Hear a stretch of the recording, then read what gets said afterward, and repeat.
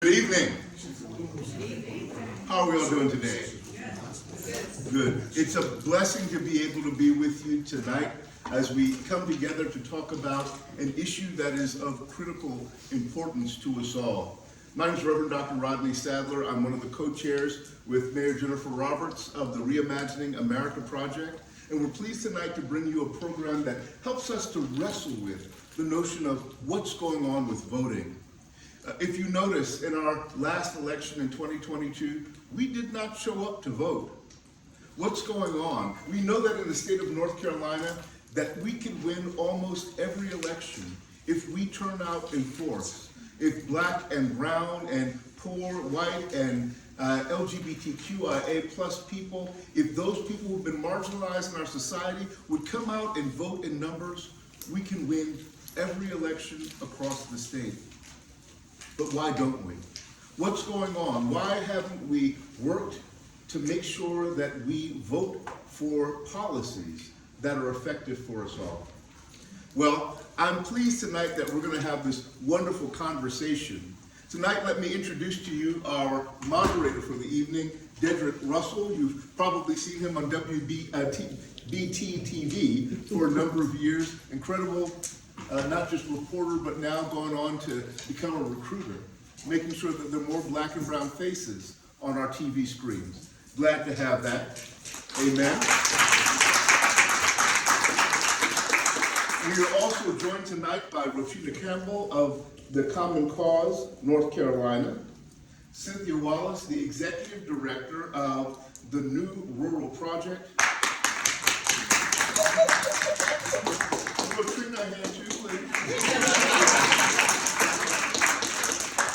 And Brandon Rivers, the what do you call it, the thorn among roses? North Carolina, you can vote as well.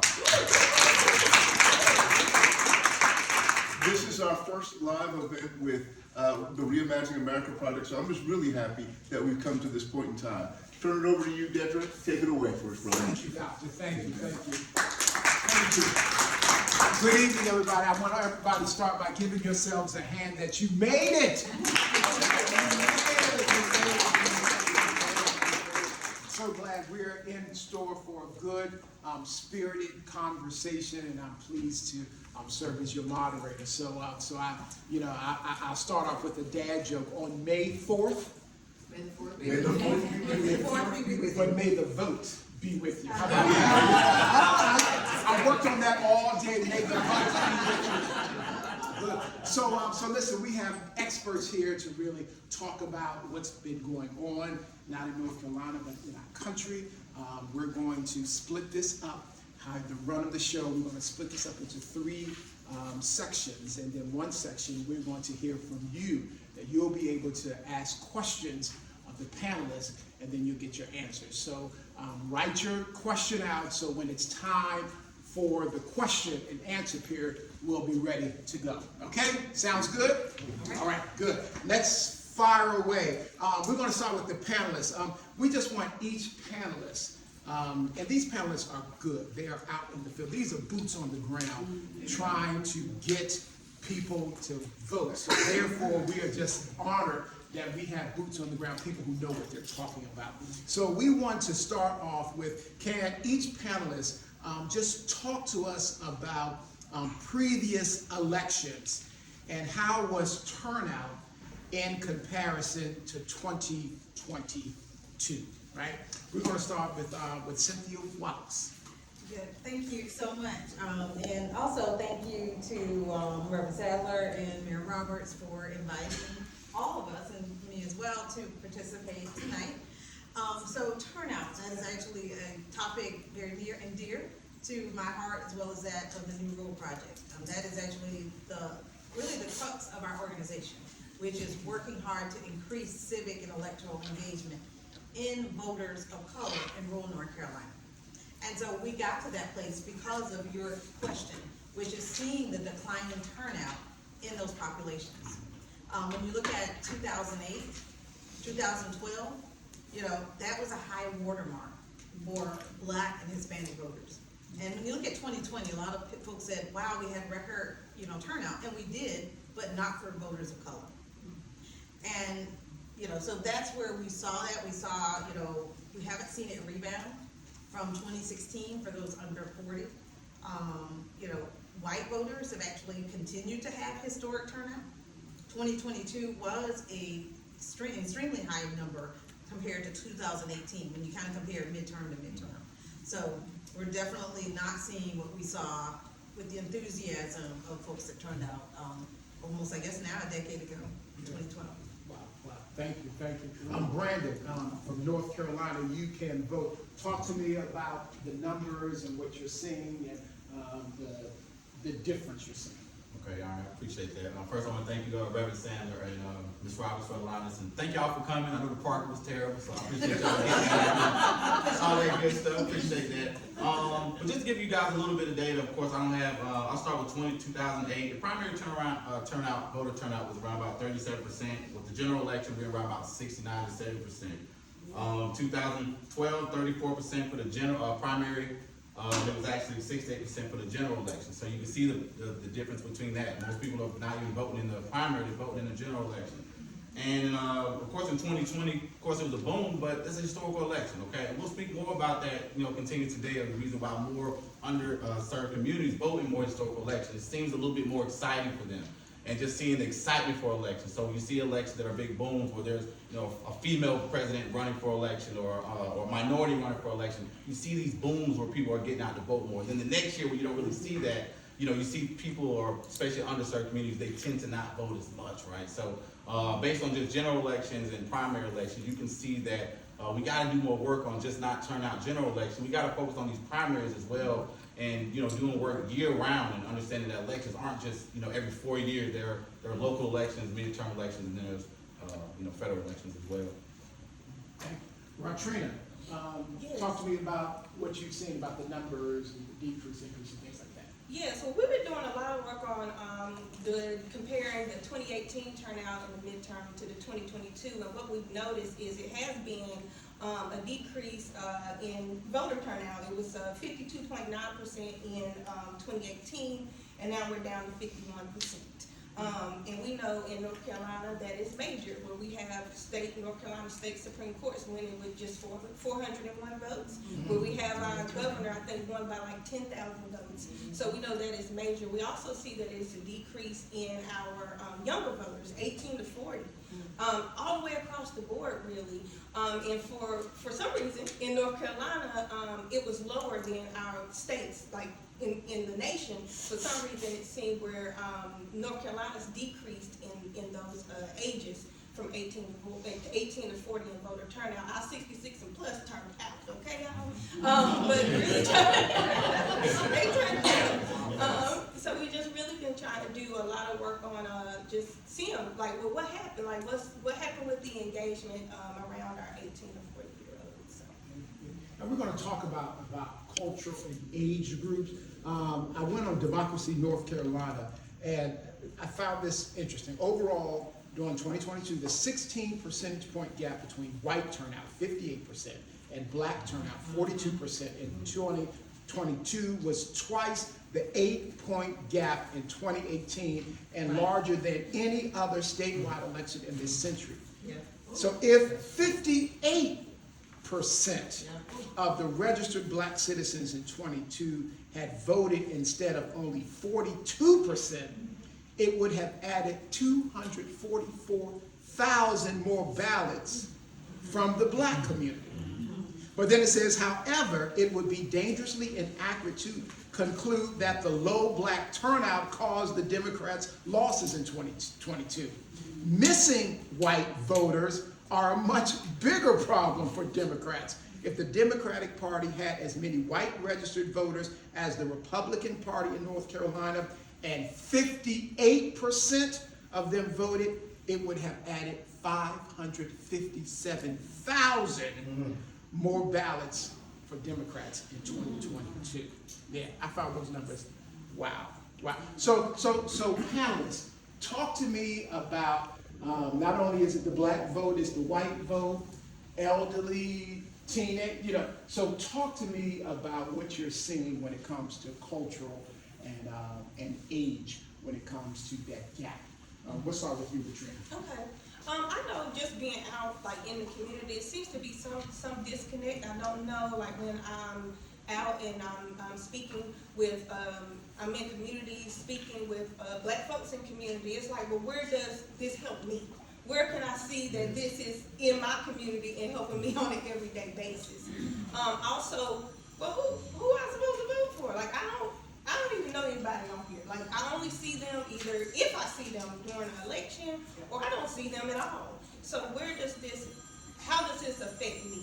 And what we've really been working to do is connecting those issues to how and who represents you and how that affects you on an everyday basis. So that's what I have heard, like being out canvassing, being at events and talking to folks. That's just what I've actually heard.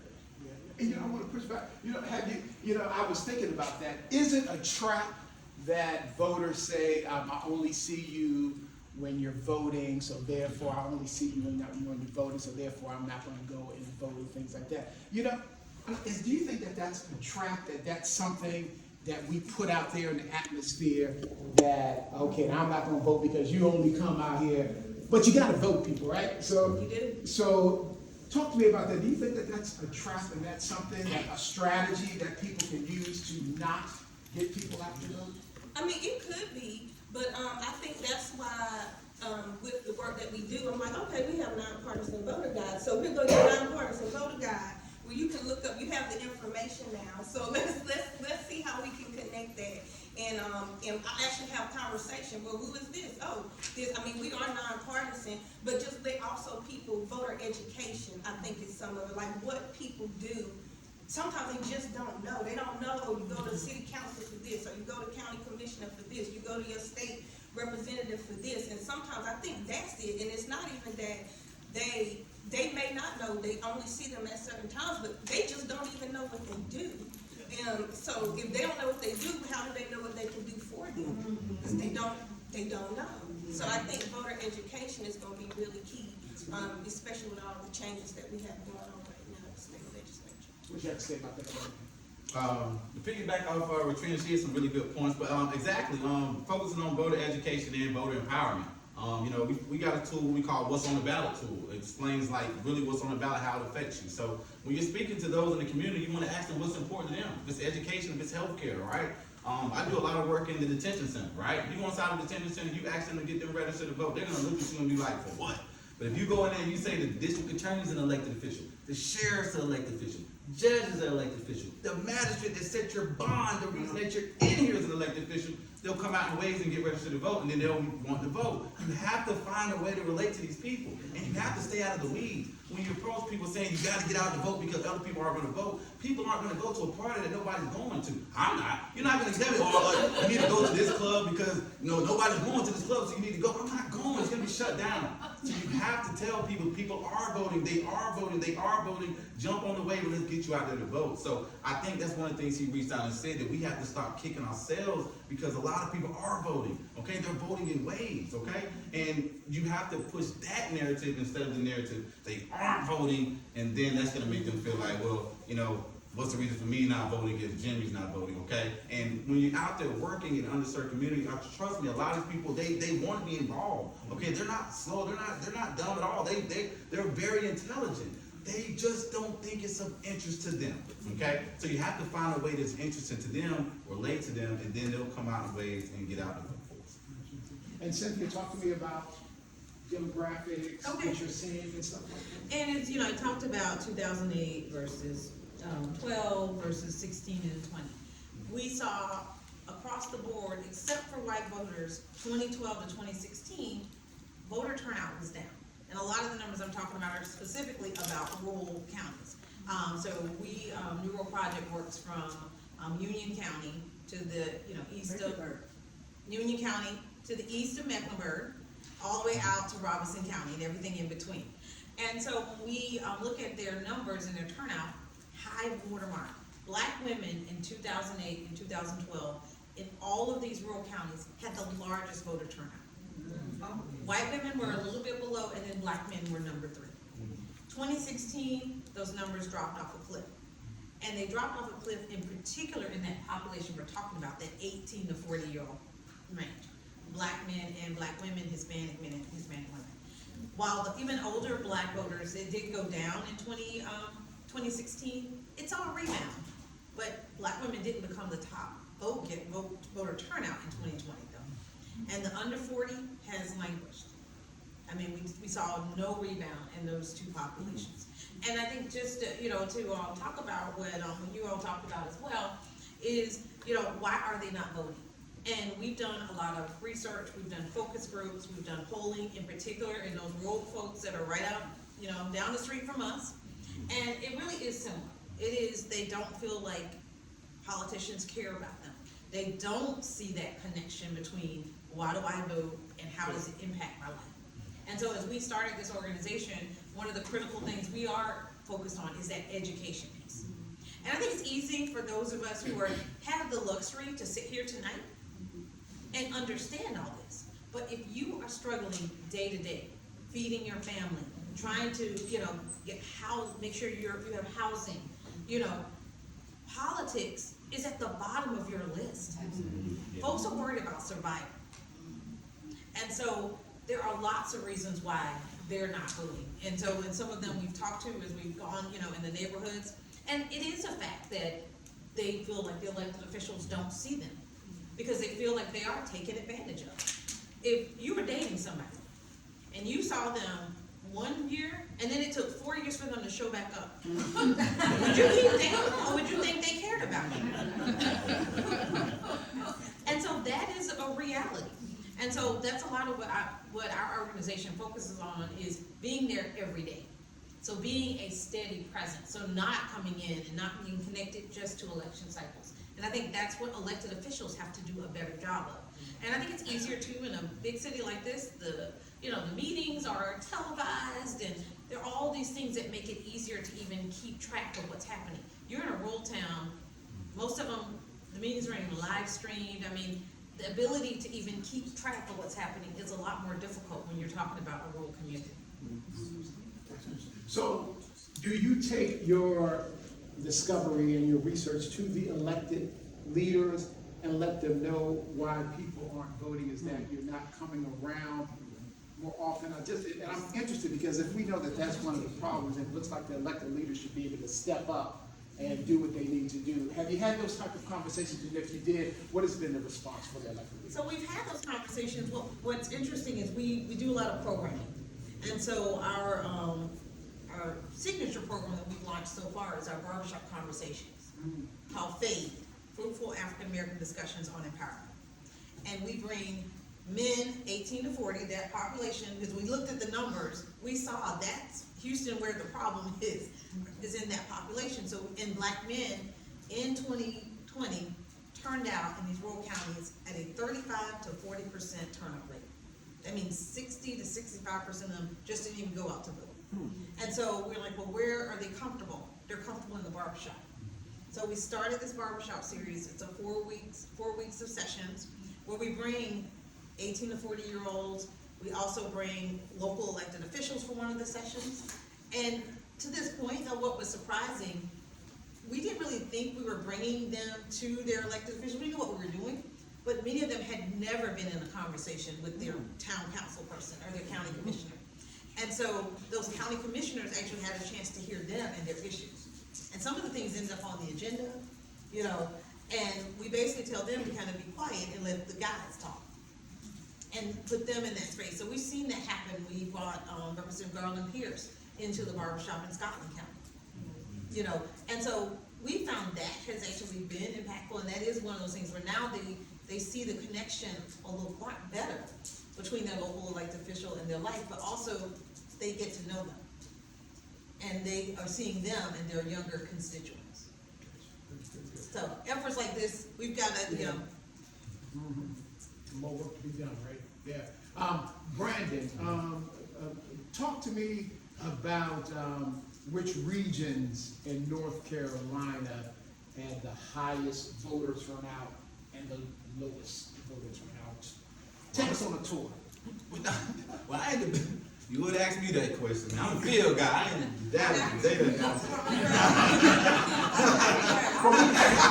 I'm being honest with you, sir. You want to pass? You want to pass? She want to answer. I'll do it, please. Thank you. So Brandon, just a thing, Brandon and I met, was it 2022? Yeah, 20. Or was it 21. 21. Yeah. With UCAMBO, did a lot, it was 2021. Yep. When we started our organization, we started not on voting and elections, we started on community service and helping folks get the vaccine in these small rural communities, along with other resources. And UCAMBO, we met Brandon, and he was in Anson County, in Morgan, not even Waynesboro, which is the 500 place you people in the drive whole off, town. 500 people. And we actually vaccinated 100 people right before Thanksgiving. So Brandon's amazing on the ground. But what we see with turnout, you know, it's kind of the western counties had some of the largest turnout in 2022, and then the counties on the coast had some of the highest turnout in 2022. And then from an urban center, you know, Mecklenburg had a 45% voter turnout. A 45% voter turnout. Let's just sit on that. And Wake County has about 9 points higher. So, you know, well, I do a lot of work in the rural places. We have opportunities in urban areas as well. And I think one of the things that folks, you know, like, I think what we do a lot is to not make the voters feel at fault. Because I think if you point at them and why aren't you voting? Why aren't you? We talk about, you know, we did a lot of deep canvassing. What are the barriers that kept you from voting? So not blaming them, but what are those barriers? And one of the things that we talk a lot about in this space as well is there's not a lack of investment in those communities. Investments, you know, in resources with their schools, you know, with their roads, but also in this ecosystem. We're not spending the kind of money to reach more and more of those voters to have those face-to-face conversations. So I think we have a lot of opportunity, but I think the last thing you want to do is go to a voter and say, why didn't you vote? You know, what were the barriers? And then they talk about the things, nobody cares, or how does it connect? But making sure we're not blaming them. Right, Tricia, And, you wanna? yes, I would like to. And what I do know with what Cynthia said, Mecklenburg County was 93rd out of 100 counties to turn out. Wait a minute, say that one more We time. were 93rd out of 100 counties. Mecklenburg County. Mecklenburg County. was Turnout rate. 93rd. And something else that we've been noticing is we realize it's a correlation in between the amount that a county spends on its voters. So we were 70th in the amount of money per voter that we spend. We noticed that in counties who spent more money on like early voting locations and things like that, just early voting in general, had higher turnouts. So we have been noticing that it is a correlation in between that as well. So we were 93rd in voter turnout and 70th in the amount of money we spent per voter. So educators, so who is responsible for allocating money for early voting and things like that? Yeah, well, our county board of elections will submit a budget to the county commission, and the county commission then votes on that budget, and decide, okay, we would definitely go with this budget. Now, what we have been doing is election funding advocacy, where we've been also attending county boards of election meetings. We've been working with county boards of elections directors across the state to see where they need advocacy needs, because sometimes it is an issue where they're just not able to get that funding for whatever reason within their relationships and things like that with their county commission. And we're showing up at those meetings to talk about and do public testimony on why it's so important to fund elections. We had a county board of director. It was in the eastern part, but was like working 40, 50 hours a week by herself because she just didn't have enough funds. They didn't give her enough funds to have anyone else to work. It was just her, and she really struggled. And was like, I don't even know how long I'm gonna do this, you know. So it was really a struggle. So that is who they will go county board of elections. They will create their budget. They will send that over to county commission. Then they usually have, y'all You know how it goes sometimes. Public input, you know, to go and speak, and they would vote on that budget. So I think public input for Mecklenburg with the county commission is May 16th, and I think they officially vote on our budget. I know around the 1st of June, around that day. And is there any other ways to invest in voting besides early voting sites? Is there any? We need staffing, so all of that's in their budget. I mean, you're talking about staffing, you're talking about machines, you're talking about, early voting sites.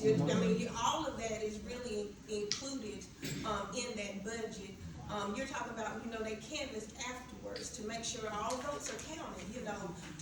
So it's a lot of work that goes into it, and then, I know we may talk about this, but, with all of the laws and bills that are being, passed or that they're doing at the state legislature, they're talking about the Election Integrity Act cutting early voting from 17 days to 9 to 10 days. So you know what that means? That means we have county board of elections has to pack all of those votes, because 54% of North Carolina's population, like us, citizens, residents here, use early voting.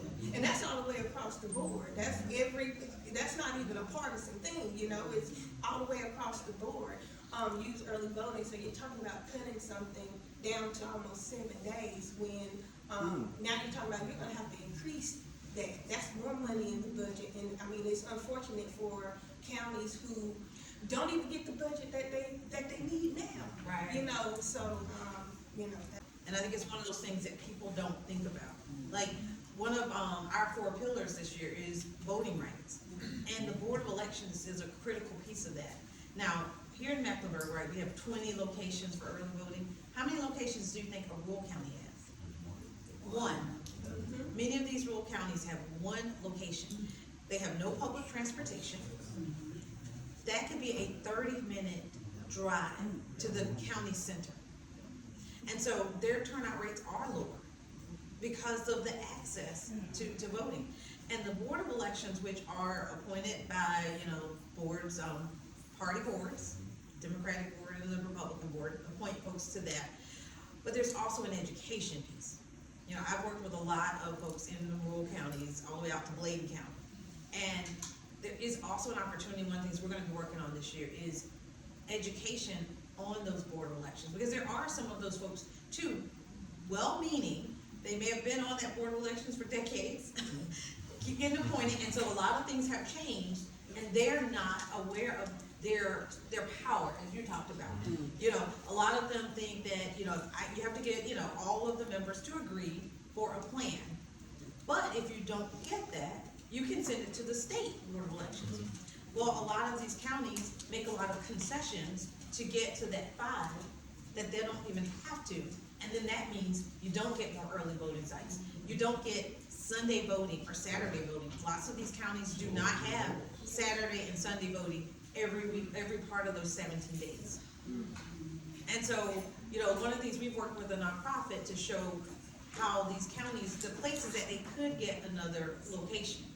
And so we're gonna be working closely with them to hopefully advocate for that between 2023 and 2024, so that they can move beyond that 1 location. But it does mean now you gotta double your staff, and one of a friend of mine in another rural county who's very educated on that board of elections process, her county commission tried to turn down their budget. And she said, that's not your job to change the budget. Your job is to fund what we need to do this work. And I'm sure a lot of these counties, the county commission says no, and they move on. And I want to say too, now the budget should be, it's open for you to view. You should be able to reach out to your county manager and say, we need to see a draft of that budget.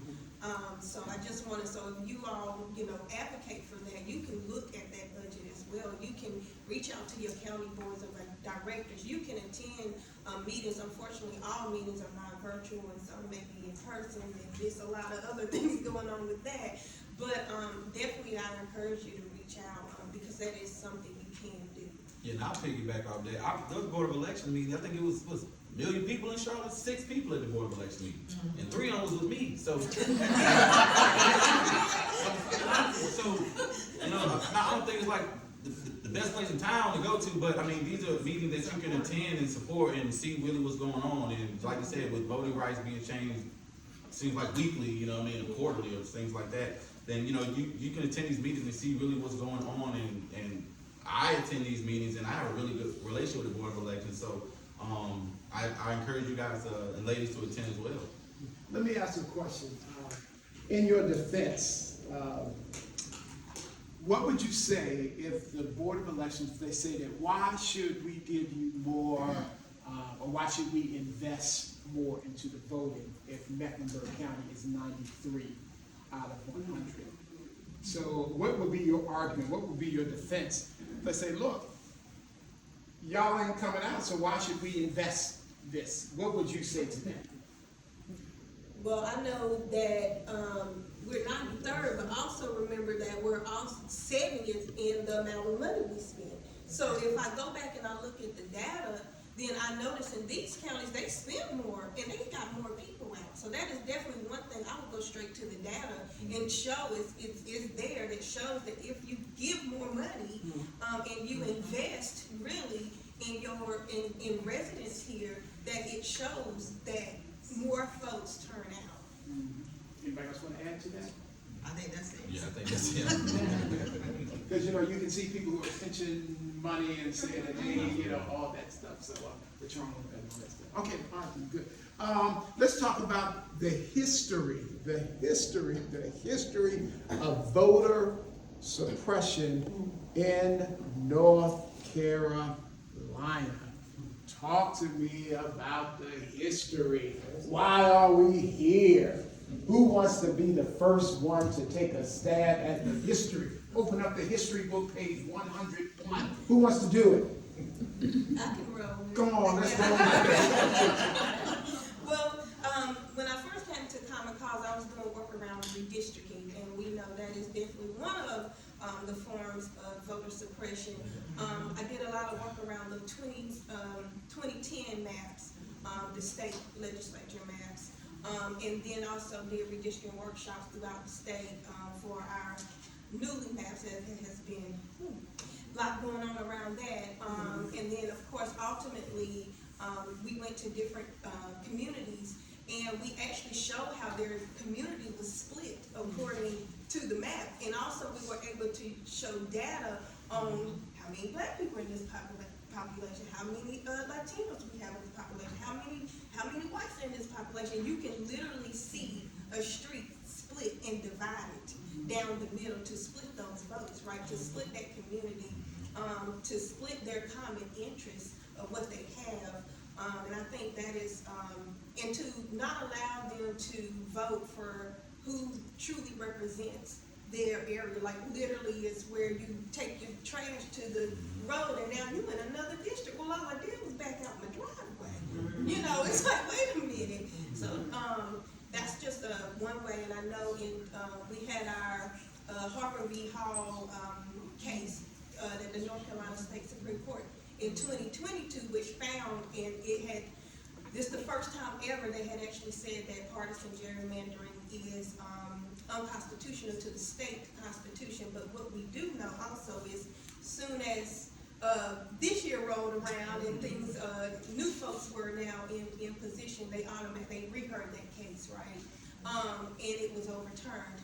Not only was our case, Common Cause was a plaintiff in that Harper v. Hall was overturned. Also, we know the CSI v. Moore, which I know you, Brandon, can talk more about, like what the work he does definitely correlates with that CSI v. Moore, which those 56,000 previous voters, although if you had a felony, long as you were not in prison or jail, you could vote, right?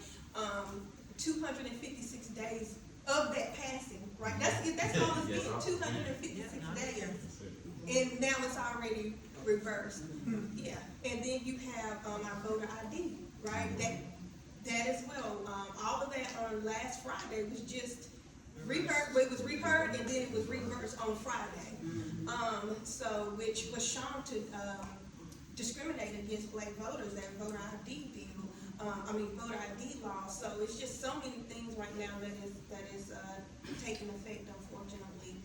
that we're working on. And so that's definitely some of the voter suppression that we're dealing with today. And I would say too, like, all of these different changes, that's also suppression. It is. So voter ID has been in, it's been out. Voters come to the polls, or don't come to the polls, because they're concerned that this is in place. And so that confusion is part of voter suppression. You know, trying to take voting locations away from college campuses. Voter suppression. You know, all of those efforts to silence the vote of younger people. What things we'll see now that they have, you know, now voter ID will go into place, but what is a valid voter ID? What's a valid ID to vote? That's another opportunity for voter suppression.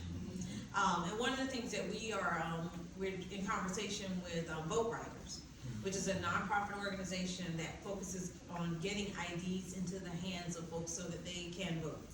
And so we're looking to work with them this year to identify those folks in our 7 rural counties and work hard to break through all of the barriers. So some of the barriers might be, do you have a social security card? Do you have your birth certificate? An organization like Vote Rider will actually pay for those things. And so that is going to be one of the critical pieces that we, all of us who care about expansive voting rights and voting ability, have got to be focused on getting IDs into the hands of every single person we can, so that they can continue to be able to vote. They all, I mean, it's hard to piggyback off. It was just amazing. But just like she said, voter suppression is huge. Voter ID, I mean, you know, those who don't have ID, you have to go out there and either purchase an ID. You know, that makes it harder for them, right? You want vote to be the easiest thing ever, right? You want vote to be something easy. Why are we making it harder, right? Just like she just said, they just revoked voting privileges for over 56,000 who were just eligible to vote. You know, that's 56,000 people. I mean, that's a lot of people. I mean, that's a small city or small town, right? Just here in North Carolina. Education, misinformation. You know, we work year round. We work year round at You Can Vote, right? So we do work year round. And on that, on Friday, we had to literally take all our information and literally throw it in recycling bins, right? Because it just changed. And it's not like it was just like popping news on every news channel, right? There's people out there right now that were registered under the new laws and new rules that don't even know now that they're not eligible to vote. You know what I mean? Like, I mean, I had to speak to the board of elections and say, you know, are they going to be grandfathered in? What are we going to do? He doesn't even have an answer, right? So I don't even have an answer to give. I have friends that are on probation and parole and felony convictions. You know, family members, right? I had to tell them, unfortunately, you're not going to be able to vote in this local election. We just voted. Yeah, but you're not going to be able to vote in this next. That's misinformation. You know, there are going to be thousands of people that are going to possibly get to the polls. And that, like she said, that right there is suppression itself. And, you know, for us that do this work, voting should be as easy as getting a Facebook account, right? You should be able to just go ahead and do it. And when you make things harder for those, especially in underserved community, it just makes them less interested, okay? If I go to a club and it's a long line, it's like, I'll just turn around, right? You know, so that's the issue with voting. When it makes it harder for them to get out and vote, then they're just gonna say, you know what, it's not interesting. And it just makes it harder to have to reach them when they're having to do what we call these obstacles to get out to vote. And the other thing that happened earlier this year was, you know, voters got purged, you know, because of not voting. And so that's another thing that we're actually doing every Thursday. Actually, my team is doing a phone bank right now, calling folks in our 7 rural counties. Like we're doing Hope County tonight, to make sure they know that they have been purged. And we've been doing it for over a month. And we talk to voters, and they're like, "I've been purged? Thank you for letting me know." And so when we walk them through how to get, you know, re-registered. I mean, there are just so many of these things that, you know, the average person would have no idea and understand that these are the processes that are putting additional barriers that get in their way to allow them to vote. Correct me if I'm wrong, didn't voters go to the polls to decide whether or not to present ID? Yes. And then the voters decided, yes, they should present ID. So, I know if we're saying that the voice of the people, and if the people just said that there should be voter ID, then I'm just presenting, asking for a friend, what, you know. Well, the courts reviewed it. Right, it's the courts The review. courts reviewed it and Right. found that voter ID put undue obstacles for black voters. Right, right. But voters did decide that there should be a voter ID, right? Right, but there were things that were voted on before the Yeah. sixties that courts had to reverse. Yeah, yeah. You know, in the interest of the people. Right. And that's why we have this, you know, three Yeah. branches of government. Yeah. And did they have an accurate narrative Right. that made the public vote? They did not. They did not have an accurate narrative, so they voted against their interest, thinking that they were trying to do something to protect votes. Right, right. So, yeah, so I'm just, getting North Carolina House Speaker Tim Moore said the decisions that were acted ensured that our Constitution and the will of the people of North Carolina are honored. Right, So but that's also, what he right, said. Mhm. but the statistics and the data also shows that voter fraud is like 0.00001%. When they have ever tried to find voter fraud, it has been like finding a needle in a haystack. Most of the fraud actually happens to the voters. The voters have been the victims of the fraud, not the perpetrators. And so sometimes there are these, you know, solutions in search of a problem that isn't there. I just wanted to ask that question because, you know, that's what lawmakers would say, you know, hey, the people spoke and the people said voter ID, yes, It also, the devil's in the details. okay? Because if you only accept one or two kinds of ID, Right. that is an obstacle. And so what they found is when they first passed it, they asked, which kinds of IDs do African Americans have the least of? That's why they picked passports and driver's licenses. And even now, if you look at it, it's passports, driver's licenses, and military ID. It's not very big. So you can't use your Costco card, you can't use your student ID, you can't use a lot of other things. So when people voted, they thought, well, it's gonna be a range of IDs. It'll be easy for me because I've got, you know, this card. But no, they narrowed it. And so that's the other challenge that they didn't tell people about when they voted for ID. Yeah. Education is powerful, isn't it? Yes, yes, yes. So listen, what is the significance of having multiple voting options, such as absentee ballots, vote by mail, curbside voting, early voting sites, same-day registration, youth pre-registration, and election day voting? How do all of these options help combat voter suppression? Early voting is key. The early voting, you're able to vote at any precinct in the county, you're able to register same day. So we push early voting. We're working at early voting sites, passing out nonpartisan voting guides, to be able to take home, doing efforts where you're able to text family and friend members to get out to vote. Early voting is key, okay? Voting on election day, I've done it both ways. Trust, voting on election day, long lines, man, it takes forever. You have to be at the exact precinct. If there's any errors, there's nothing you can do about it. You can't register that day. So early voting is key, and we got to make sure that we keep early voting in North Carolina. So that is a blessing that we do have that. Absentee ballots is very key. Like I said, I do work in the detention centers, right? Where I'm able to go inside the detention center, get them registered to vote. A lot of people don't even know, like, how are you working in the detention center? How? Because they're just charged.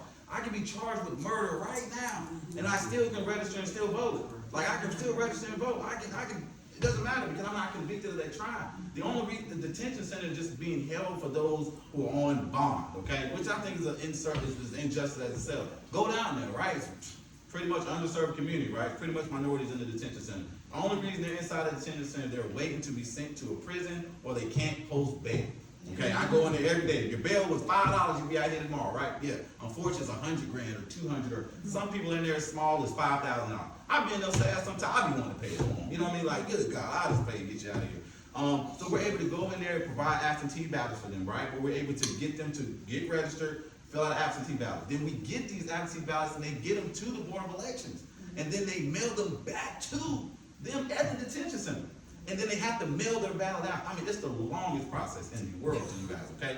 But we go in there to make sure that the voter registrations are filled out accurately, right? Because one little error, they're gonna try to send it back. We go in there and we provide stamps for them, right? Because we make sure, because a lot of them aren't able to buy stamps, okay? They're having to mail it back. We provide envelopes, okay? We get them to fill out all the information. We don't care who you vote for, we want you to vote. And a lot of time it is life-changing for them, because a lot of times, I'll tell them, it might be a district attorney saying you're gonna get 10 years, and that district attorney's up for election.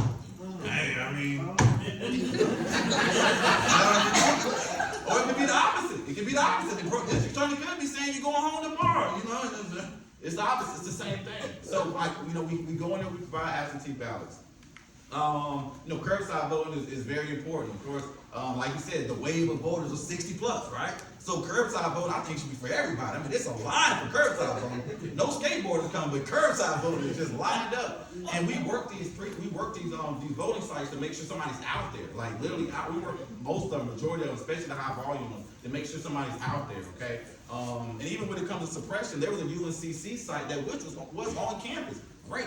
But the place where it was, like, you had to literally park, and then it was like you had to pay for park or get a voucher. So it was to the point where people would pull up and you couldn't even get in. So if you look at the statistics, it was one of the least polling sites, result polling sites, and then across the street at the Coles, which they leased out, was one of the, I think, probably the number one voting sites. They were really right across the street. Like, you can literally drive across lowest and highest. Yes. Okay, so having these voting sites at places that are accessible is very important. Because you're able to just get off from work and say, you know, I can just go here and just get out and just go vote. Pre-registration, we work inside the high schools. I mean, a lot of, even the teachers, man, it's just weird. A lot of teachers don't even know, like, you can't register, they're 16. They can pre-register, like, sit back, like, that's why we're here, go teach history, right? You know? You're a civics teacher, like, this is ridiculous, right? But I understand that it's not on their mind, their mind's probably like, I'm retiring in 5 years, I'm trying to get up out of here. But that's like one of the biggest things. We go in and we get them pre-registered and we get them registered to vote. We have students that go in there, we ask them in the classroom, when is the next election? They're like, next year. Like, no, you have an election this year. You can vote this year. We have elections every single year. So we speak about the habit of voting, right? Making voting a habit. Okay, not just making it something that you do. And I statistically show if you vote for your first election, local or state, you're going to continue to vote over and over again. Okay, so we get in high school, we're able to get students pre-registered and registered so they're able to vote that year. We have students that are registered. I'll be at Olympic High School tomorrow, registered students that will be able to vote this year. And I promise you there's going to be a group of students that are going to be like, I ain't even know, man. Like, yeah, you can vote this year. Now I got to tell them what's on the ballot. So it's a process. It's also a process as well. Okay, like it's not just we get them registered to vote. You got to get them registered, but you got to get them educated and you got to get them empowered to get out and vote. And I think the education piece though, like we have all of these wonderful ways to vote, but if the people don't know. So last year I was canvassing in Wadesboro in Anson County and came to a house, a 21-year-old, and we focused too on those folks who did not vote in 2020. So those people that a candidate would not go see because they're trying to get the guaranteed voters out to vote, right? So we try to work that next level of voter. And so, went to the house, the young man was on my list, did not vote in 2020, and he said, well, I had COVID. So this is 2021, and 2020, he had COVID, 2022, he had COVID in 2020. And I said, well, you know, you could have voted by absentee. He's like, I could have? Did not know. And think about a young person. When's the last time a young person has mailed a letter? You know what I'm saying? And so, like the idea, they probably think that is, and some states, there are requirements on who can vote absentee. So they don't know the rules and may have didn't think that was for him. And the next house we went to, there was a lady there who said, well, I'm disabled, I have trouble. I'm like, well, you have curbside voting. She said, I do. I could have voted curbside. And she said, well, I'm gonna vote next time. So that education too about all of those ways that people can vote, it's not a given that people know that is open to them. And so that's where like You Can Vote doing all their education work. New World Project trying to educate people on how, when, where to vote is critical. And you know, the question, do you think that current events, you know, abortion, and, you know, people against wokeism and all that stuff, do you think that that is, will help motivate our young people the importance of voting Do you think that that's, that we're at a good moment now where everything that's happening, you know, the students, they walked out with, you know, guns and things like that? Do you think that we're at a right point now, that we have to hit the, you know, strike while the iron is hot, that this is the moment where we can use the current events to press the point home with our young people? I think it's an opportunity to make that connection Okay. between why you should vote and how it impacts your life, or how voting impacts your life. I think it's an opportunity. Well, one of the things that Brandon mentioned, and we haven't talked about yet, is mis and disinformation. That is probably one of the biggest impacts we've had over the last few years, in particular to young people. That does keep them out of the process or confused about the process. And this is not, you know, accidental information. There has been a targeted, concerted effort to spread wrong disinformation into these communities that are dependent on getting all of their information from here. And it looks like a credible site, but it is from a random person. You know, I have family members of mine who get all their news from YouTube. And I said, well, you know, do they work for a media outlet that has, you know, standards and practices? It was just a guy on YouTube. And that's their trusted source. We have a young person's conversation series with New World Project. And we do it quarterly. And one of our virtual sessions last year was on mis and disinformation. How do you identify it? How do you report it? And that is critical. The first person we talked to when we were looking at launching this, the New World Project, said to us in Anson, he said, one of the biggest problems is the misinformation folks are getting offline. In a small town, this is where they're getting their information. So there has been a lot of things that have happened in the last week, from those 3 court case reversals, what has happened this week with the abortion change, etc. There's no guarantee how many people even know of this. Exactly. You know, there's no guarantee that there's a mass number of young people who don't watch the local news. They don't watch, you know, they don't read the paper. And so how are they getting this information? And it's not just young people too. I worked in a corporate environment.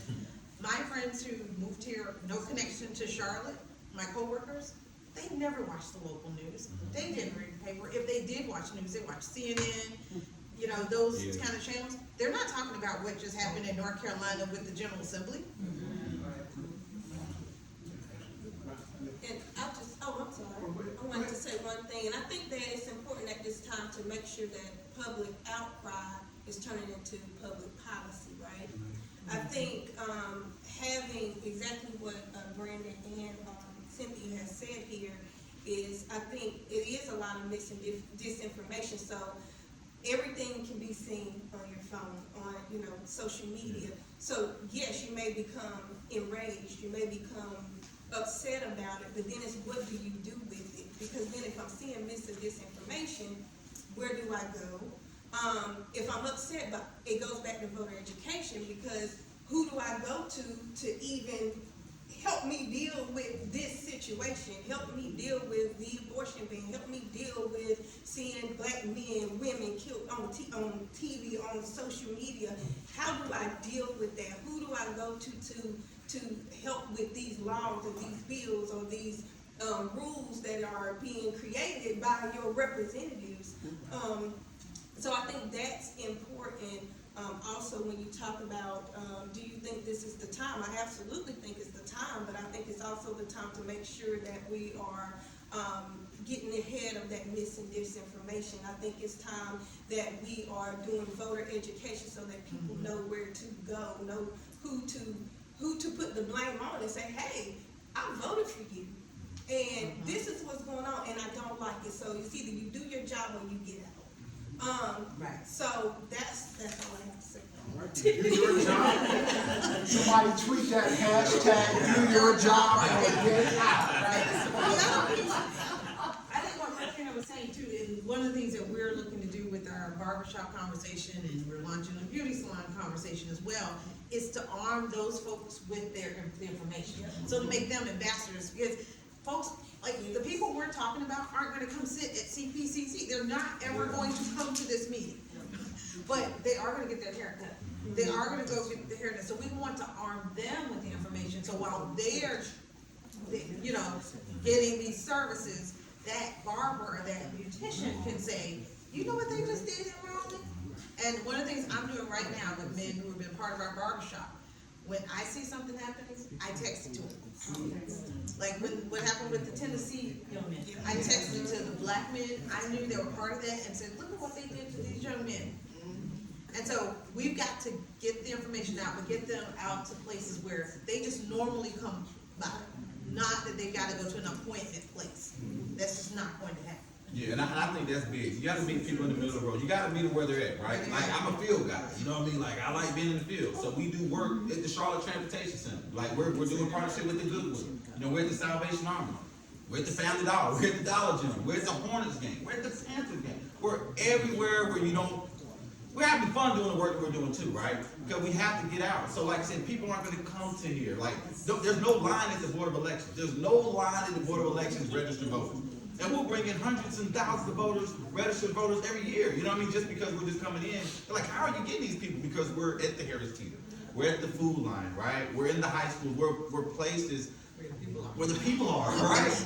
You know, and the people aren't here, you know what I mean? So like I said, so a lot of times she said, that's why we pass out what we call fridge cards, right? Which fridge cards where you can scan the back of it with your phone and see if you're registered to vote. So if you get somebody that says, oh, I'm already registered, you can check right now, and if not, we can register you on site, right? There's information about the local election. There's eligibility requirements on the back of the fridge card. And we have these, like she said, we go to local barbershop. We have these at beauty salons. We have these at local restaurants all around where so people can come in and they literally can see, oh man, there's a party on Thursday. Oh man, they got an election on Thursday too. Like, they can see the same information. So that's where you want to go. You want to go, like you said, where people can get this information easily and make it accessible for them. Y'all get y'all questions together. I'm gonna come to you guys in a minute. But I just wanted to ask, out of the absentee, vote by mail, curbside, early voting site, same-day registration, youth pre-registration, and election day voting, which of these options may be in danger of being removed by bills submitted by the current legislature? Do you know? Pretty much all of them. Yes, you're talking about, right now, of course, I mentioned earlier, cutting early voting down. You have the absentee vote by mail, cutting the 3-day grace period. Now, if you don't have it in by election day at 7:30, it doesn't matter if it's postmarked, it will not be counted. So you have that. You have, of course, we talked about funding, according to how many early voting sites you can have, right? And what that looks like. So really, all the way across the board. Also, with same-day registration, you have now one of the bills that it hasn't been passed. None of these have actually been passed yet, but they are running through committees and things like that and being presented. You have provisional ballots. So now, what if I register? And I think it's for students actually. Register for go to early voting site, register to vote. Now it has to be a provisional ballot. What? Yes, provisional ballot. Where is that? Like what? Yeah. Why? Like what? So that's another one that is coming down the pipeline, y'all. So Board of Elections, you know, how they can dismiss directors. Looking at changing those rules about how they can, I mean, there's a lot, and, you know, where you can do the, you know, election day, you know, discussions with voters. Like, I think it was 75, they're gonna move that further back. I mean, just everything you can imagine. yes. Is, now, how much of it will be passed, you know, but folks are patient. Yeah, hopefully. I mean, there's some of it maybe there, but I think what you said, Trina, too, is also key, is our advocacy. Like, that is one of the things that we are focused on as well, is helping to educate folks on their advocacy. You know, when we did our Scotland barbershop, and we did it on a Sunday, and the men there, many of them, they said, we can go to the board, we can go to the county commission meeting. They didn't even know that it was an open meeting. Well, the very next day, 7 of them black men showed up in a Scotland County, like you said, sometimes like 6 people in the whole place. They probably doubled in attendance. And the whole place, and none of them said a word. I think they stopped the meeting and said, "Is there anything?" Like, no, we're just here to listen. Yeah, exactly. And I think that's the other piece about going to those Yeah. meetings, even if you don't say anything, they know that someone is watching the work. They're watching and they can hear the conversation and the discussion. And so we've done that too with some of our rural folks. We've started some advocacy, even with some state representatives. And even talking to those state representatives, I said, "Have you ever been advocated on this issue?" And they said, "No." And they voted in a different way. When their phone was ringing off the hook, their friends who they've known started calling them about a particular issue, we've seen that change. And so I think that's the other piece, is empowering folks not only to vote, because obviously we know that's important, but what else can you do to get the changes? Because I think that's the other piece, is people think, well, I voted, and so, well, the magic should happen, right? Well, the magic doesn't just happen. You have to then hold your elected officials accountable. Amen. And you have to make sure they know what exactly it is that you want them to do.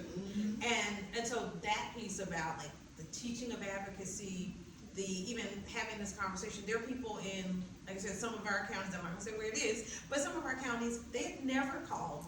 And these are people, because they were kind of friends with these people. But like, this is how they're voting. And they're like, okay, well, let me pick up the phone. And they've changed how those folks vote. And so that helps people understand their power. One of the young men ended up, from our Scotland barbershop, learned about going to that county commission meeting, went the very next day from our first one. Then he went to a planning and zoning meeting about 3 weeks later in the audience. This was in June. By July, he was appointed to the planning and zoning board. That education and what is the potential. My last question. What can we do to make campaigns more issue-oriented instead of focusing on personality and party? I've heard people say that, "Oh, I'm not interested because the candidate, he or she is just not, don't have a way with words, or they're boring, they're flat. They don't inspire me. They don't motivate me." You know what I mean? So, and I guess affordable housing is an issue, but it's not an issue for you if you got a house, right? Gun violence and public safety, that's an issue, but healthcare may not be an issue if you are working, you do have healthcare. So how can we make this more issue-oriented and get away from that we have to find a candidate who's polished and find a candidate who can press the flesh and talk that talk, you know what I mean, and be inspired? Because that was one of the reasons with Sherry Beasley, you know what I mean? Some people say that, she just doesn't inspire us, you know what I mean? So how can we get from the personality and party and get to the issue so people can go to the polls? I think that's key, because I think that's a really big issue, especially in underserved communities. People looking at character. In North Carolina, the biggest party is unaffiliated voting, right? So that means that more people are voting more person than party, right? So they're looking at what's the benefit for me, and I think that the biggest thing is we're sort of going back to is education and making sure we're able to get the information out there. Like I said, figuring out what's important to them. So if it isn't healthcare, if it is, let's focus on education. Most people know about the federal election. They know about the president, they know about the vice president. And we speak a lot like now about local and state elections, but they don't really know. It sounds good, it sounds really good. But honestly, if you ask a person who's your city councilman, they're not gonna know. I give you $1,000 if you give me your city councilman name. Name one judge, name one attorney general, name the mayor. I'll give you $5. They're not gonna get a name. Name the president, I got it. Name the vice president, name who ran for office, name who lost the presidential election. They don't be able to name these people, right? So the nitty gritty is we have to dig deep, okay? Especially with Cynthia. She works in rural North Carolina. I mean, it's deep. I mean, these houses are miles apart. North Carolina, in Charlotte, you can canvass an apartment complex, you know what I'm saying? You go door to door and you talk to 1,000 people. I mean, even more of it, it might take you a week to canvass that town, right? But their driveways are way up the road, right? The driveways I mean, it's just like, I mean, you got to honk the horn, right? Make sure no dogs come out. Like, it's tough, right? She asked me to go over there one time. I said, I don't know. I don't know about Morgan. But making sure we get the information out there, okay? And also, one of the biggest things I'm very big, especially in underserved communities, is understanding that your scope is different than our scope. Like, that's one of the biggest things I always tell people. I took a class called Scope. It was later to look at things through different lenses. I heard somebody say something to me for real, and I promise they were like, what in the world? And I thought about it. They said that it was a guy, he had a weapon in his car. She's like, wow. He had a weapon in his car. I remember you said he had a weapon in his car. He got out the car, and he was like, he got this gun in there. It's like, why does he need it? And I'm sitting there like, I don't have not one friend of mine that does not have no firearm. Not one friend. We come from a different community. You live in Myers Park, South Park. Ain't no murder going on over there. It's certain stores I don't even get out my car. Like, I ain't going to that. I ain't going to Westwood. I don't know about that. My buddy's car got stolen over there. I'm just being honest with you guys. I'm just telling you honest truth. I work in these communities. I'm from these communities. I'm from Charlotte, Nation 4 Road. Okay, so I'm from here. And it's some places that, when you look at things and when you speak to these people about abortions and gun rights and all types, sometimes you might look at this person, man, their mind is a whole different direction. Yeah. Their mind a whole different direction. Yep. So you have to understand that in working in underserved communities, that's where they are. Yep. So when you look at a person and say, oh man, he has a firearm, and oh man, gun right, yeah, because this guy, listen, if his grandmother got robbed 6 times, he's gonna give her a weapon. You know, unfortunately, that's the type of community that they're in. And a lot of times when we're approaching people, we're looking at it through our scope. And we're looking at it through our lenses, and well, why is this, and why they think this way, and why they're not voting, and this. Listen, because it's not their focus. And that's why I love the work that I do, because I work in underserved communities. I always tell, Macio's here, one of my campus community coordinators, I always tell, there's only going to be 2 of us that look like us. Every meeting we go to. It's never going to be more than us 2. We're always the 2 specs. And we got our own hair. We're always the 2 specs. I always tell people that. So I'm the voice of the people that aren't going to come to these meetings. Right, and I would say the thing that you said too was critical, is when we say issue-based, it's the issues that are important to them, Exactly. not the issues that are important to us. And I think when abortion rights, became an issue with the Dobbs decision, I said, I don't know that this is going to motivate the average black voter. There is a certain type of voter that this would motivate. And we did polling. We did focus groups in 2021. In 2022, we polled rural, black, Hispanic, Native American people in the stretch of counties right outside of Mecklenburg and outside of Fayetteville. And abortion was not a top issue. Crime, drugs, healthcare, those are top issues. Those are things that they're worried about. But the one thing that is also been a misnomer that the polling has done, and we actually posted about it yesterday, was what do people think about abortion? So those are 2 things. What do they think about an issue, and is it a top issue? Abortion, for black voters, there's been this misnomer that black rural voters are so conservative they're against abortion. 75% of black voters in rural North Carolina were in support of abortion in all or most cases. 63% when you blended in Native American, Hispanic, were in support of abortion in all or most cases. So we let people kind of say what people believe without actually talking to them. Like Brandon said, he's a voice of people. I'm a voice of a rural girl from rural southern Georgia, gone to churches my whole life. I've never gone to a church, a black church, where abortion was railed about. The other parts of things they railed about now, but this is not one. And our polling supported it, and some of the folks who are voting in the General Assembly that might look like me, Brandon, and Rodrina, are walking around with this misnomer and voting that way, which is not.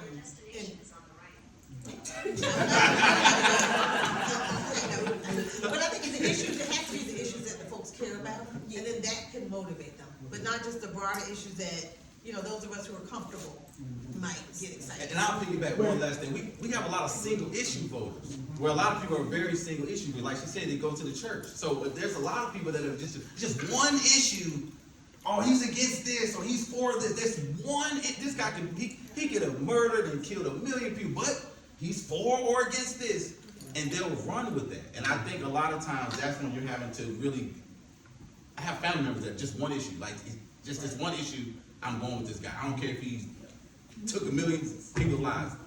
And we have to tell people that we have to, More education. yeah, more education. Well, since she said the destination is on the right, so I'm gonna open up the questions on the right. Does anybody on the right-hand side have a question? Let's open it up for questions. On the right-hand side, and on the right-hand side, the destination is over here? Oh, you're right. Okay, so I go this way. Okay, so you know. So is there, yes, sir. A lot has been said about voter education. How do we get our fraternal and civic organizations to focus on voter education as opposed to just getting numbers, I remember Phi Beta Sigma, and I stressed to my brothers, we've got to focus on voter education. So what would you all suggest we do to just, educate the people? We have the Hidden Valley organization that's having something May 27th, and we're going to be doing voter registration. But I've said to the brothers, we need to do voter education. What can we do as an organization to get out what you all have said here? And it's You're invited to that. and only one panelist can answer, so we can get some questions. So just one panelist, who wants to take that? I mean, the biggest thing I always tell people is the field work, right? Getting out in the field, right? If it's just, if it's getting information from any three of our organizations, okay, we're field organizations. So I'm registering voters, we're setting up tables, passing out free voter information, inviting them to trainings where they're able to set up their own voter registrations, give them information about fellowships, paid fellowships with friends and family members. And same thing with the New World Project. So you can get that information and pass it on, get weekly, emails or text messages, and join us. And we're, like I said, we're always out in the field. And there are also grants there, because I'm a member of Alpha Phi Alpha fraternity, and there was a grant that was granted to those fraternities and sororities that they give money to host outings and food and stuff like that. So there are grants available for those There's organizations. probably other groups like us too, that we look to build partnerships. And so we look to build, like when we were doing our vaccine work, we partnered with, like in Anson, there are all these groups that you may never heard of, Alpha Pi Chi and Las Amigas, Right. and then they started canvassing with us. So we continued a partnership. So partner with some organizations like us. That's good. Yes. Thank you for the work. Yes, ma'am. I have so many questions. But one thing I always want to say, I've got to have you at Johnson C. Smith in person. You've got to come. Yes, ma'am. Yes, ma'am.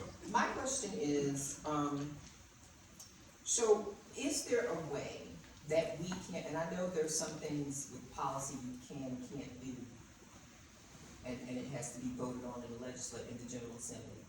But is there a way that we can lobby private organizations to say, you know what, we'll give you a discount if you can show that you registered to vote, or, because I just texted a friend of mine who's working on a project, this event that we're bringing next year, this conference, and I'm like, can you require them, if they're gonna register for this competition, to show that they're registered to vote? Or is there a way to, private organizations, we don't care how you register, as long as you show us that you are registered to vote. In addition to, working on getting, say, like some states have, all of their voting is by mail. Mm-hmm. Like working on that too. I think we gotta throw everything at it and then just see what sticks. And that's my frustration. It's like, it seems like one party seems to be always 2 steps ahead of us. Rather than us working together, yes, we've got a lot of issues under that one umbrella, but if we work together, because there were literally like 2 events tonight, and I was like, why are we promoting, because I got an email, I was like, well, why are you promoting this event when this event is happening? I thought that we all agreed that we were gonna go to this event. So it's like we're working against each other. So, that's a lot. But, So I'm gonna repeat the question for people who are streaming. So the question is there any way where private organizations or private groups can give discounts or give incentives for people who register to vote? Well, One. the way you brought up Johnson C. Smith, we actually do a lot of work. We have 4 fellows on Johnson C. I Smith know, campus. yes, Yes. And Brandon, as well has partnered with us, and we do, we work on all 10 HBCU campuses across the state, so a lot of times we're doing like Black Jeopardy, we're doing pizza parties, we did a Selma viewing, and it's like we did like gas cars of raffles who come, so we are doing a lot to engage communities and to engage our students as well. And is that kind of what you were saying? That too, but it's like he was saying, I'll piggyback on that. if you know somebody's going to this is a hot club. Yeah, I'll piggyback a little bit. Then, so we need to know that because I work at Johnson C. Smith, and until a couple of weeks ago, I didn't know really that we had the CRJC fellows. I didn't know a lot of this, so I need to know that you're doing these great things, and then once the word spreads, it's like, oh yeah. I'll piggyback off that, and so one thing is, like last year, we did a partnership with the Charlotte Hornets, right? So like it's a partnership with the Charlotte Hornets where we literally be at the games, in front, registering them, passing out nonpartisan voting guides, right? They'll announce it on the PA, they actually had us in there, gave us a sweet so they'll push it. For the NFL, if you look on like the commercial, they'll see NFL votes, like every team. So we're the ones that do the work. Like, I promise, we're the ones that's doing the work. Like we be like, y'all ain't doing anything. Right? Last year, twice last year, we did Swarm the Polls events at Johnson C. Smith, where we had the Charlotte Hornets team bus come out with the radio station, right? So we do these things. Now legally, if somebody comes to if I have a table set up here and I have candy, like a bowl of candy. I can't give away, I can't say you can only get a piece of candy if I register you to vote. I can't give you an incentive to get you to register to vote. If you come and you say, I'm not registered, I want a piece of candy, you can get one the same way a person gets. I can't give you an incentive to get you registered to vote. So that's sort of the harder part about what we do. I can't, if I make a trans and the guy says, hey, can I get $1? I won't even give him $1 because I'm so scared of somebody taking a picture of me thinking that I gave him $1 to get him to register to vote. Don't give him a cigarette. I don't smoke cigarettes, but literally to the point, don't give him anything. Don't give him a quarter because there's people that don't like the work that we do. We speak about voter suppression. People love to suppress the vote. They would love to say, hey, that skinny guy, man, he's out there paying for people to get registered to vote. I need somebody looking for a loophole. But don't they want something like a Krispy Kreme? If you show that you voted, you get a That's if you're voting, but if you're to get registered to vote, I can't give you like an actual incentive to get registered. But you can say if you vote, you get a free donut, right? Yeah, but if they don't vote, you still have to. Gotta get to the vote. Yeah. Okay, You yes, just sir. have to be real careful that you separate the incidents. The vote, the free donut, voting has already done. Yeah, It's done. exactly. So now that's a separate act, and you can do that. Same thing with asking corporations to donate. There's tax incentives or there's tax disincentives. So you have to make sure that if money is donated, that it is spread to everybody. And so therefore you can't have a partisan event and have corporate funding. They won't allow it. Okay. Yes. Okay, wait a minute, let me go to you, and then I go to you, ma'am. Yes. As a CMS educator, I'm perturbed with CMS because they do horrible in terms of this voter registration and education. They do horrible. But what I would also say is that CMS has policies in place where certain things we as teachers cannot do in the schools. As a social studies teacher, I have tried in the middle school my darndest to get students to realize what you are learning now will matter in 5 or 10 years when you vote.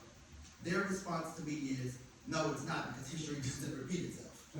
I'm smart enough to know that history is going to repeat itself at some point, but I don't know how to convey to them that what you're learning now in world history about the foundations of government correlates to what you can and cannot do when it's time to vote. And so I'm saying all of that to say that I think that's part of the disconnect, but as a middle school teacher, what can I do to get them to realize it matters? Because I've talked until I'm blue in the face, and they still don't care. They won't care tomorrow, and they probably won't care 2 weeks from now. So what can I do? So a CMS, the question is, what can a CMS teacher, what can any teacher do to drive the point home to these students that if you do not act, history will repeat itself? What can the teachers do?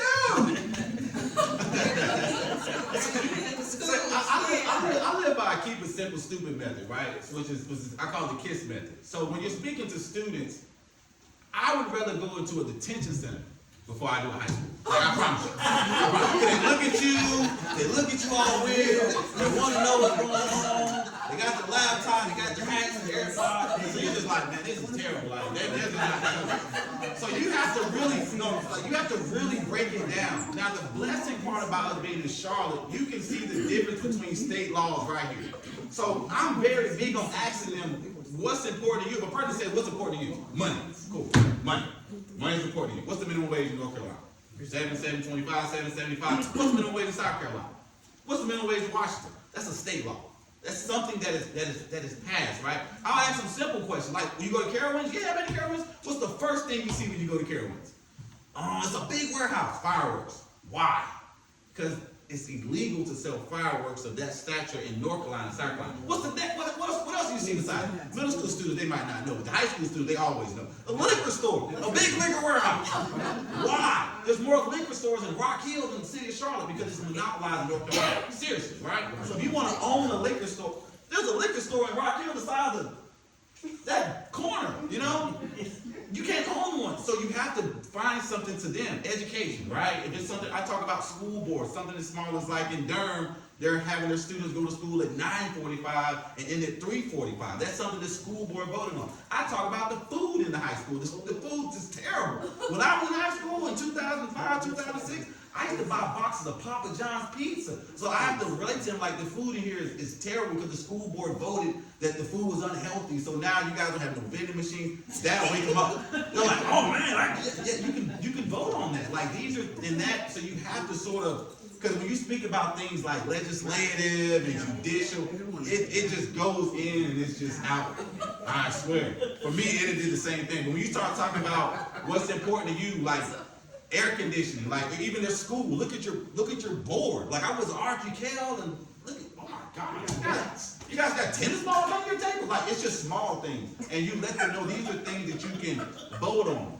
And in high school, a lot of these students are working.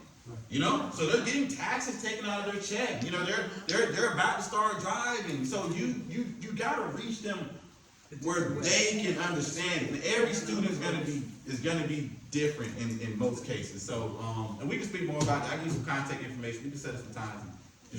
Yes, ma'am.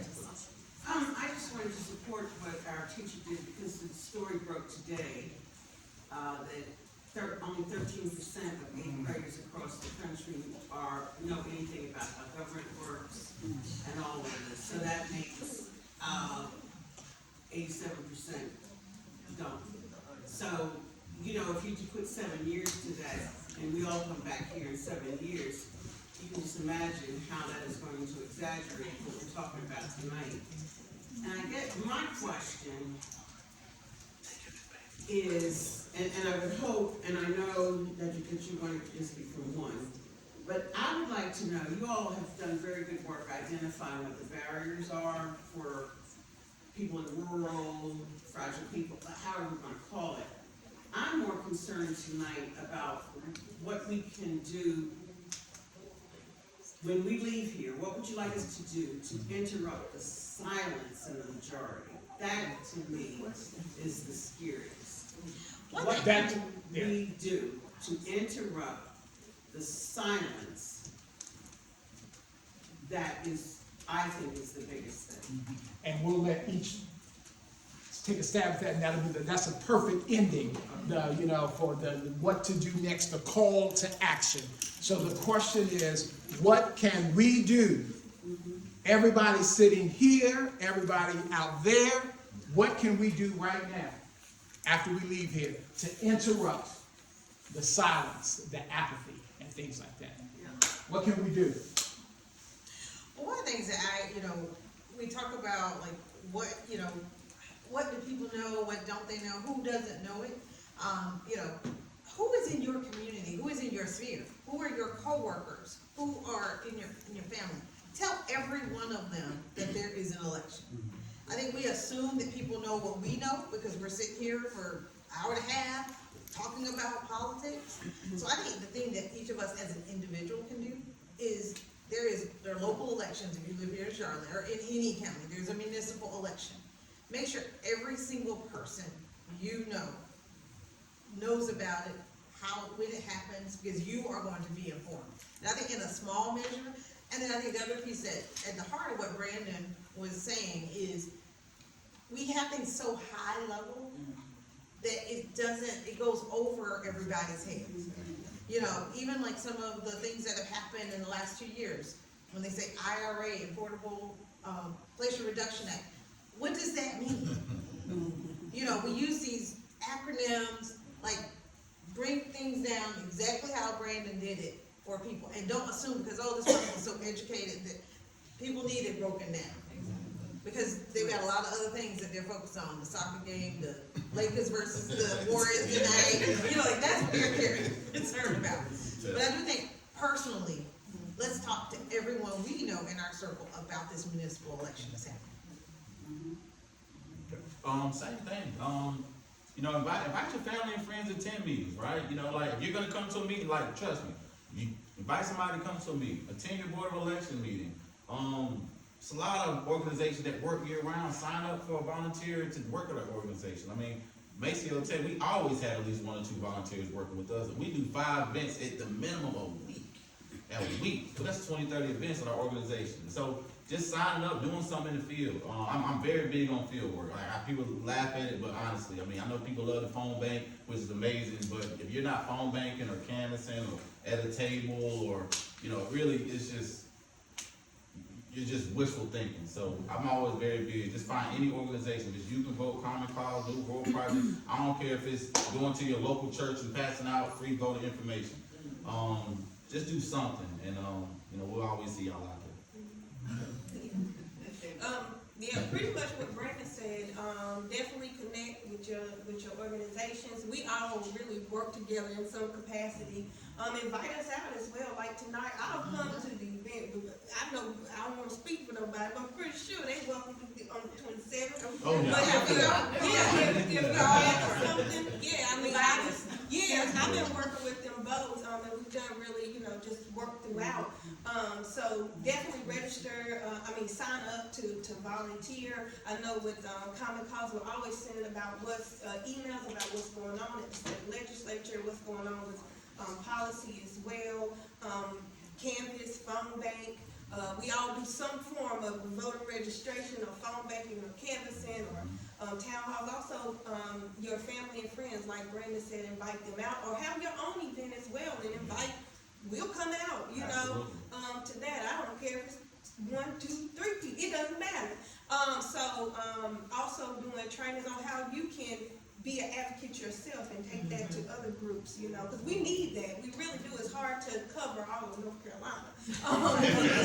Especially rural North And what Carolina. you said, Rotina, is, I think is key, because people, like, one of the reasons why we do this 18 to 40-year-old program, we might have 15 to 20, you know, young men in the barbershop, but another 18 to 40-year-old black man is more likely to listen to them than to me. And so that's when I say, like, talk to your sphere. So you are the person that can help ignite that action.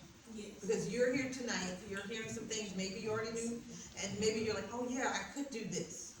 And so the people folks are going to listen to at the end of the day are the people in their community or people they trust. And so you are the people that can ignite and kill the silence. The people sitting here in this audience. Thank you so much. I'm going to turn it over to Reverend Dr. Sadler. Thank you.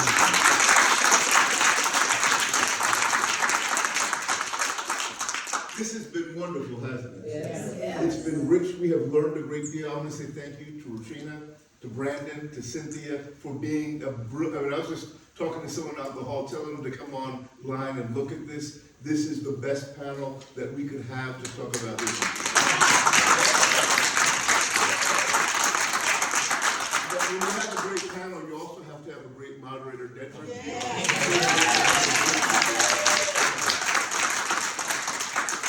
And events like this don't happen happen by themselves. They happen because you've got great planning. I want to thank Samantha and her partner Taylor for helping to bring this together. And Aaron, thank you so much for always doing everything to produce everything behind the scenes. Thank you so much. And I'd be remiss not to thank each and every one of you. This is the first Reimagining America Project event that we've done live, face-to-face, and I'm so grateful to you all for being here for that. You're part of history, and we're grateful for you. All that you learned here tonight, please take it home, please share it with your friends, and please make sure that we realize that we will change elections in North Carolina if we work to do so. Amen? Amen. God bless.